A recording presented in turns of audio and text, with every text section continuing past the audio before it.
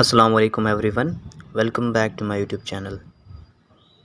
Most of the times, the body through pain tells that something is wrong with it. A layperson not aware of medical terms has come to you. You have to help him to explain the cause of his pain and try to relieve it. Now coming on to the steps, we'll go through the Socrates method to know the HOPI, the history of presenting illness in case of pain. Socrates stands for site, onset, character, radiation or referred, aggravating, time, ending or relieving factors, and associated features. First is the site. The site tells about the source of pain, if the pain is superficial or deep. The patient is sometimes also able to tell that the pain he is feeling is actually near the skin or is deep within. Some of the times the patient tells that he is having a pain in a large area, that is diffuse pain. It is actually of splanchnic origin and it is conducted through the autonomic nervous system. Second is the somatic pain. It is the well localized pain and it is through the peripheral nerves. It could be of musculoskeletal origin. Second thing after the site is the onset. The onset can vary from being sudden to gradual. In case of sudden pain, the patient often remembers the time precisely or exactly what they were doing at the time. It can be present in a case of a perforated viscus or rupturing or dissection of a blood vessel. Second thing is the pain could be gradual in onset. The etiology could be an inflammation, infarction, or obstruction of the lumen of an organ. The third thing is the character or nature of the pain. It is a very subjective thing.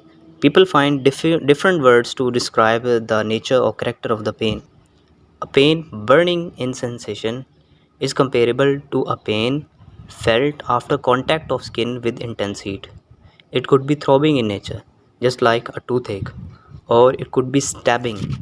It is a sudden, sharp, severe, and short lived feeling, just like in pericarditis, or it could be constricting in nature.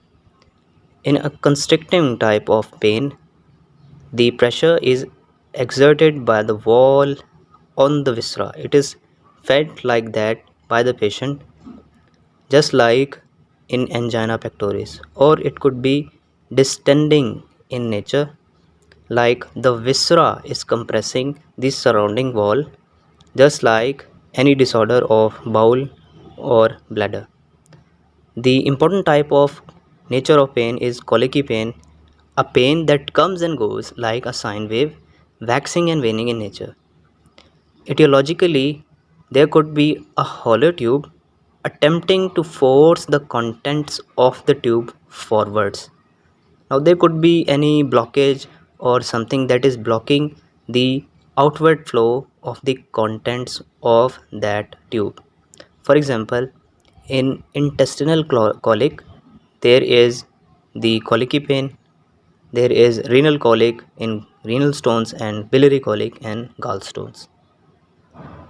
Now, three terms you have to differentiate with each other: radiation, referring of pain, or migratory or shifting pain. The migratory or shifting pain are the same type of pain. In radiation, the pain is felt at an original site, that is the old site, and after some time the pain is also felt at a new site. Like in duodenal ulcer, the pain is first felt in the epigastric region and then with the pain in the back. In refer type of pain, the pain is felt at a site that is other than the original site. It is not felt at the original site. It is felt at a site other than the original site, that is remote than the original site. For example, in cholecystitis, pain can be felt at the tip of the right shoulder. In migratory or shifting type of pain, the pain is felt at one site other than the original site, then it subsides, and then again the pain starts at the original site of the disease. Like in appendicitis, first pain is felt in the umbilical region, and then after some time the patient starts to feel the pain in the right iliac fossa, which is the original site of the appendix.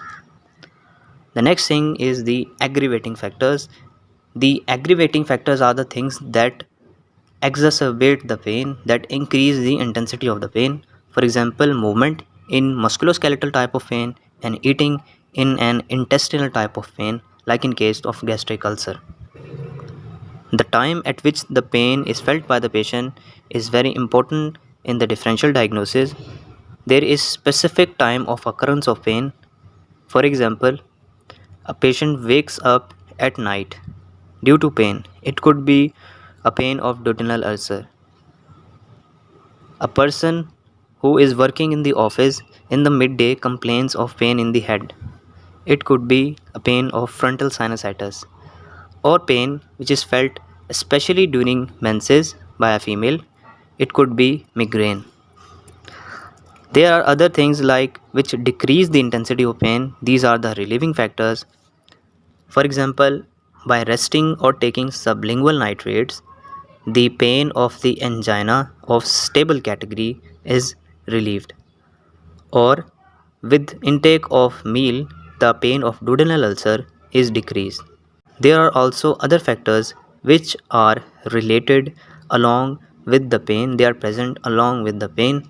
They are very helpful in the differential diagnosis of the pain, like abdominal pain in cholecystitis is associated with vomiting.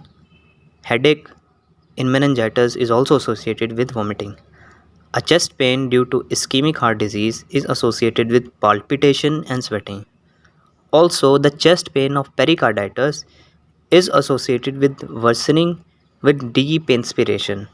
Now, these associated factors are going to help us in the differential diagnosis of a disease, even if it is in the same anatomical site. So, it is time for a quick recap. The Socrates stands for site, onset, character, radiation or referral, aggravating, time, ending factors, and associated features. Site tells about the cause of the pain. Onset could be sudden or gradual. The character could be burning, throbbing, stabbing, constricting, distension, colicky in nature. The pain could radiate. It arises in the old site and then again also at the new site. It could be referred pain at one site which is other than the original site, and it could also migrate. First it originates at one site other than the original site, and then it starts at the original site as well. It could be increased by some factors, or it could happen at specific times of the day. It could be decreased by some factors, and it also is associated with other features which are very helpful in the differential diagnosis of the disease. So hope you like this video. Kindly subscribe to my channel and hit the bell icon. Thank you.